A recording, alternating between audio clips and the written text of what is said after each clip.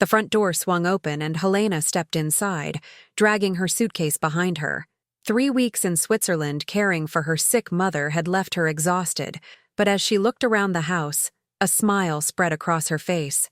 Everything was spotless. The floors gleamed, not a single item out of place. Her older daughter Clarice had clearly maintained order in her absence. Helena walked down the hallway, her footsteps echoing softly. She needed to put away some items she had brought back in her luggage. Opening the linen closet, she reached for an empty shelf. Then, her body froze. Her breath caught in her throat. There, wrapped in plastic sheeting and wedged between stacks of blankets, was the lifeless body of her younger daughter, Beatriz. Helena collapsed to her knees, a scream tearing from her throat. "Daughter, what have you done to your sister?" Clarice appeared in the living room doorway, a cup of tea in her hands. Her face was completely calm. She watched her mother sobbing on the floor and simply said, "She got what she deserved." Helena could not process the words coming from her daughter's mouth. She looked up at Clarice through her tears, unable to speak.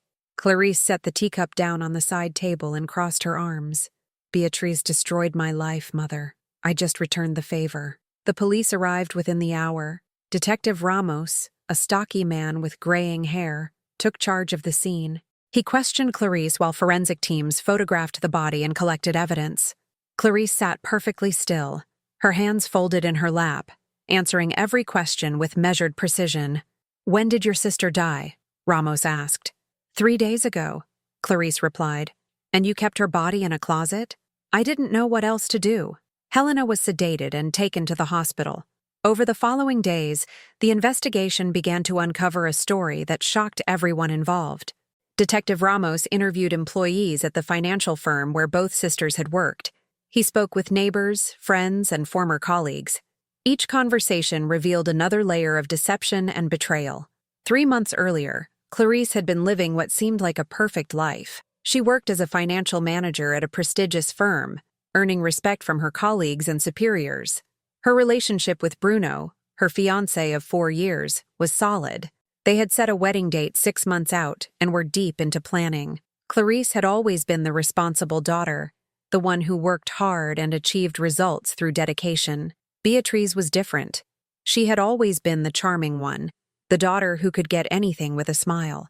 Helena had never hidden her preference for her younger daughter. Beatriz worked as an assistant at the same company as Clarice, but in a different department. The relationship between the sisters had always been tense, marked by disguised jealousy and silent competitions that neither acknowledged openly, but both felt deeply. Everything changed when Clarice received a call from Human Resources. She was being investigated for embezzlement. Falsified documents pointed to suspicious transactions made with her credentials. The head of HR, a stern woman named Patricia, informed her that she was suspended immediately pending the outcome of the internal investigation. Clarice was stunned. She insisted on her innocence, demanded to see the evidence, but Patricia was unmoved. Company policy required suspension during such investigations. Clarice left the building in a daze, her access card deactivated, her personal items boxed up and waiting at the security desk. Desperate, Clarice reached out to Renato, the compliance director. Renato was a serious man in his 50s who had always treated her with respect. They met at a coffee shop 2 blocks from the office. He looked uncomfortable as he slid a folder across the table. "I shouldn't be showing you this," Renato said quietly. Inside the folder were printouts of instant messages, bank statements, and transaction records. All of them appeared to incriminate Clarice. But what made her stomach drop was the note clipped to the front page. Initial report submitted by Beatriz Almeida, Assistant Marketing Department. Clarice stared at her sister's name. "Beatriz brought this to you?" Renato nodded. "She came to me 3 weeks ago with screenshots of conversations she claimed to have found on a shared drive. She seemed genuinely concerned.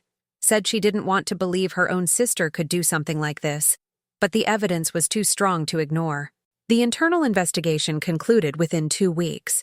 The findings stated that Clarice had diverted significant amounts of company funds into offshore accounts. She was terminated immediately, and the company filed criminal charges. The legal process began, and Clarice's entire world collapsed. Bruno initially stood by her.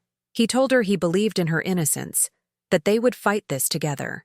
But as the weeks passed and the evidence mounted, his resolve weakened. Friends stopped calling. His family pressured him to reconsider the engagement. Social media posts about the scandal tagged him in comments, asking how he could marry a thief. One evening, Clarice received a text message. "I can't do this anymore. The wedding is off. I'm sorry." That was it. 4 years together ended with a text message. She tried calling him, but he had blocked her number. When she went to his apartment, he refused to open the door. Clarice lost her job, her fiancé, her reputation. Criminal charges hung over her head like a guillotine. She isolated herself in her apartment, spending hours each day trying to prove her innocence. But every door she knocked on revealed another obstacle, another piece of evidence that someone who knew her movements intimately had planted. 1 month into her nightmare, Clarice was sitting in her apartment when the doorbell rang. She opened it to find Daniela, a former co-worker and close friend. Daniela looked nervous, glancing down the hallway as if afraid someone might see her. "Can I come in?" Daniela asked. They sat in Clarice's small living room. Daniela twisted her hands together, clearly struggling with what she wanted to say. "I need to tell you something," Daniela finally said. "I saw Beatriz and Bruno together." Clarice felt her chest tighten. "What do you mean, together?" "At a restaurant downtown. They were kissing. This was weeks before Bruno ended your engagement." Daniela paused. "There's more.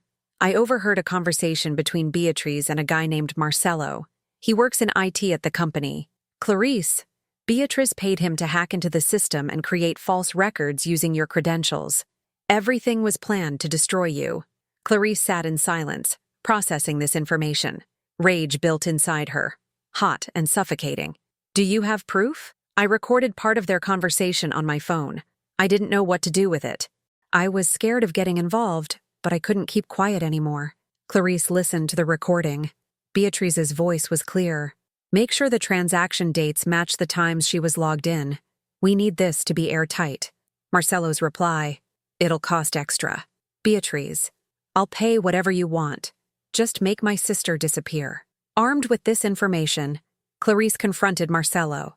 She found him leaving the office building one evening and blocked his path. He tried to brush past her, but she played the recording on her phone. His face went pale. "I have more recordings," Clarice lied. "Everything Beatrice paid you to do is documented. You can confess now and maybe get a deal, or I can take this to the police and you'll take the fall for everything." Marcelo crumbled. He was not a criminal mastermind, just a low-level analyst who had been seduced by Beatrice's charm and money. He confessed everything. Beatrice had approached him 2 months before the investigation began. She had flirted with him, made him feel important, then offered him $10,000 to create the false evidence. He still had the emails, the payment records, and screenshots of messages where Beatrice detailed each step of her plan. "Why did she do this?" Marcelo asked, as if Clarice would know. "Because she never forgave me for being the responsible daughter. The one who got professional recognition while she was seen as the spoiled one." Clarice gathered all the evidence and went to Bruno's apartment. He was living in a new place now, and Beatrice's car was parked in the guest spot. Clarice knocked on the door. Bruno opened it, his face showing surprise and discomfort. "What do you want?" he asked. "To show you the truth about the woman you left me for." She spread the documents on his kitchen table. Emails, bank transfers, Marcelo's confession, screenshots of conversations where Beatrice detailed her plan to frame Clarice and steal both her job and her fiancé. Bruno's face went white as he read through the evidence.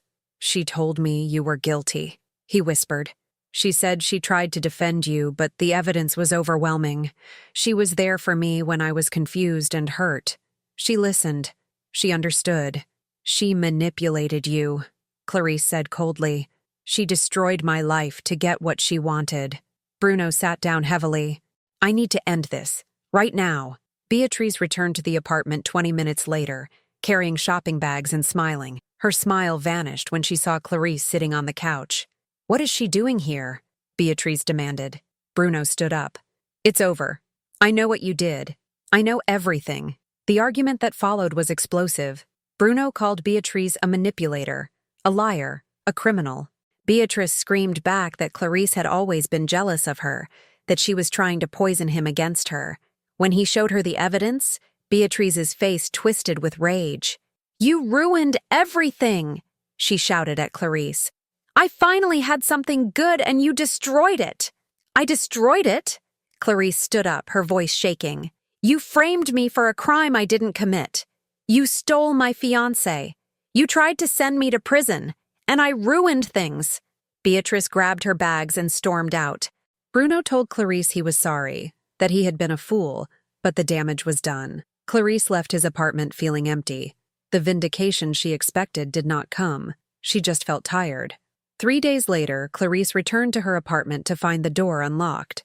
She entered cautiously and found Beatrice inside, going through her belongings. Drawers were open, cushions were overturned. "What are you doing in my home?" Clarice demanded. Beatrice turned to face her, holding a small plastic bag. Inside were white pills. "Looking for these." "What is that?" "Insurance," Beatrice said with a cold smile. "I planted these here an hour ago. Then I called the police with an anonymous tip that my sister is dealing drugs. They should be here any minute. Once they find these, you'll be arrested. And this time, there won't be any evidence to save you. No recordings, no confessions, just you and drugs in your apartment." Clarice heard sirens in the distance. "You're insane." "I'm desperate," Beatrice corrected. "You took everything from me. Bruno was supposed to be my fresh start.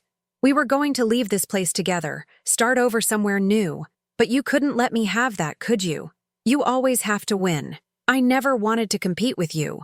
"Liar!" Beatrice threw the bag of pills on the floor. "You always looked down on me. The perfect daughter with her perfect job and perfect life. Well, let's see how perfect your life is when you're in prison." The sirens were getting closer. Clarice felt panic rising. She looked at her sister, at the woman who had systematically destroyed her life, and something inside her snapped. She lunged forward, grabbing Beatrice by the shoulders. They struggled, knocking over a lamp. Beatrice scratched at Clarice's face. Clarice shoved her backward and Beatrice stumbled, falling against the corner of the coffee table. There was a sickening thud as her head connected with the sharp edge. Beatrice collapsed to the floor and did not move. Clarice dropped to her knees beside her, frantically checking for a pulse. Nothing. Blood pooled beneath Beatrice's head. Clarice tried to shake her, to wake her, but her sister's eyes stared blankly at the ceiling. The sirens stopped outside the building. Clarice heard car doors slamming. She had maybe 2 minutes. She grabbed the bag of pills and ran to the bathroom, flushing them down the toilet. She wiped down surfaces, removed any sign of the struggle. Then she dragged Beatrice's body into the hallway closet, wrapping it quickly in plastic sheeting she found under the sink. She shoved blankets around it to hide the shape and closed the door. The doorbell rang. Clarice took a breath, wiped her face, and opened the door. 2 police officers stood there. "We received a report of drug activity at this address," the taller officer said. "There must be some mistake," Clarice replied, forcing her voice to remain steady. "I live alone. My sister stopped by earlier, but she's already left." The officers asked to search the apartment. Clarice let them in, her heart pounding. They looked through rooms, opened drawers, checked the bathroom. They found nothing. After 20 minutes, they apologized for the inconvenience and left. Clarice closed the door and sank to the floor. Her sister's body was in the closet. She had killed her. It had been an accident, self-defense. But who would believe that? The woman who had already been accused of embezzlement, whose life had been destroyed, who had clear motive for revenge. Over the following days, Clarice maintained her routine. She went to the grocery store. She cleaned the house obsessively. She waited for her mother to return from Switzerland, not knowing what to do with the body hidden in the closet. Every time she walked past that door, she felt sick. But what choice did she have? Turning herself in meant prison, meant admitting to a crime that happened because Beatrice had been trying to frame her again. When Helena finally opened that closet door, Clarice knew the nightmare was only beginning. Detective Ramos worked the case thoroughly. He interviewed Marcelo, who was arrested and offered a plea deal in exchange for testimony. Marcelo confessed everything, providing documents that proved Beatrice had orchestrated the entire fraud scheme against Clarice. The company withdrew all charges against Clarice and offered a substantial settlement. Daniela testified about what she had witnessed and heard. Renato provided additional documentation showing irregularities in how Beatrice had submitted the initial complaint. The evidence painted a clear picture of systematic manipulation and betrayal. Bruno tried to contact Clarice multiple times. He sent letters, emails, showed up at her apartment. She refused to see him. The man who had abandoned her with a text message now wanted forgiveness. She had none to give. The trial began 4 months after Beatrice's death. Clarice's lawyer argued self-defense. The prosecution presented evidence of the struggle, the head trauma, the circumstances of death. But they also had to contend with the mountain of evidence showing what Beatrice had done to her sister. Clarice took the stand and explained everything. The false fraud charges, the stolen fiancé, the planted drugs, the threat of another false arrest that would have destroyed what little she had left. She described the confrontation, the struggle, the accident. She cried when she described trying to revive her sister, the panic when she realized Beatrice was dead. The jury deliberated for 3 days. When they returned, the verdict was not guilty by reason of self-defense. Clarice was free. Helena attended every day of the trial, sitting in the back row. When the verdict was read, she got up and left without looking at Clarice. In the weeks that followed, Helena sank into deep depression. She could not reconcile the daughter she had lost with the monster the trial had revealed Beatrice to be. But she also could not forgive Clarice for taking her sister's life, even understanding the circumstances. Helena died 8 months later. The official cause was heart failure, but those who knew her understood she had simply given up. Clarice inherited the house and what little money remained. 5 years passed. Clarice rebuilt her life slowly. She worked as an independent consultant, helping small businesses manage their finances. She kept people at a distance, never letting anyone get too close. The scars from what Beatrice had done, from what she herself had done, never fully healed. One afternoon, Clarice was working at home when the doorbell rang. She opened it to find a young woman, probably 19 or 20, standing on the porch. "Can I help you?" Clarice asked. "Hi, I'm Sophia, your niece." Clarice stared at her. "I don't have a niece." "You do now." Sophia smiled, and something about that smile made Clarice's blood run cold. "I'm Beatrice's daughter, from a relationship she kept secret. Even your mother didn't know about me. My father raised me, but now that I'm an adult, I thought it was time to meet my family." Clarice's mind raced. Beatrice had a child? I don't understand. "Can I come in?" Sophia asked, already moving past Clarice into the house. They sat in the living room. Sophia looked around, taking in the furniture, the photographs on the walls. When her eyes landed on Clarice, they were sharp and calculating. Clarice recognized that look. She had seen it in Beatrice's eyes. "I know what happened to my mother," Sophia said. "I know about the trial. I've read all the testimony, all the evidence. I've spent years researching every detail.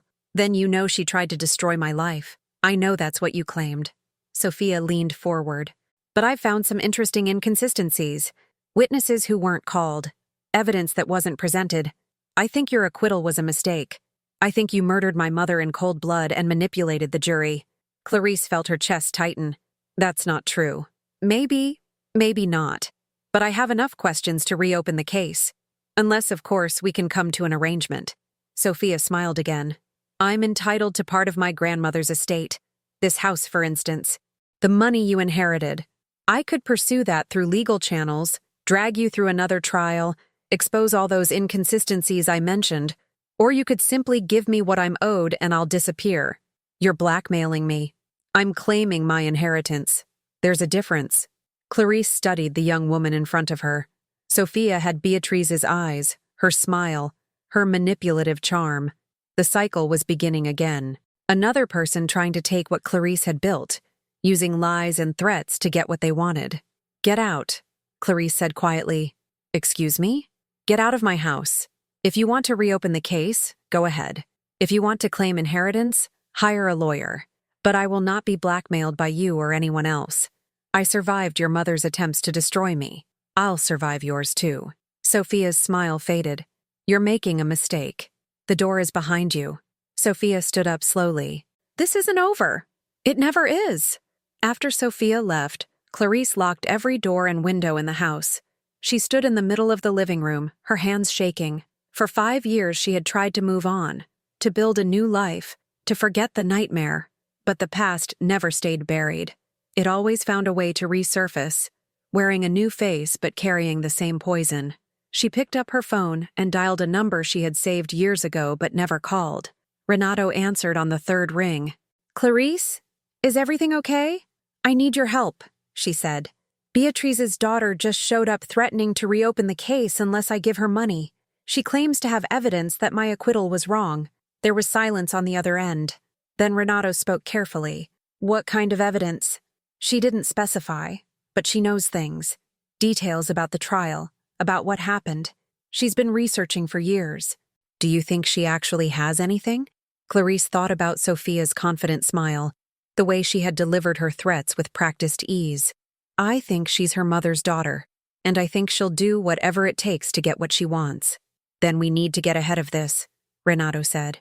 "I kept copies of all the compliance documents from the investigation. Everything that proved Beatrice framed you. If this girl tries to challenge the verdict, we'll bury her in evidence." "What if that's not enough?" "It will be. Clarice, you were acquitted. The case is closed.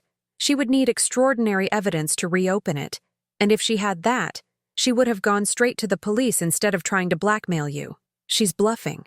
Clarice wanted to believe that, but she had learned the hard way that underestimating a manipulative person led to disaster. She said she's entitled to part of Helena's estate. That's a separate legal issue.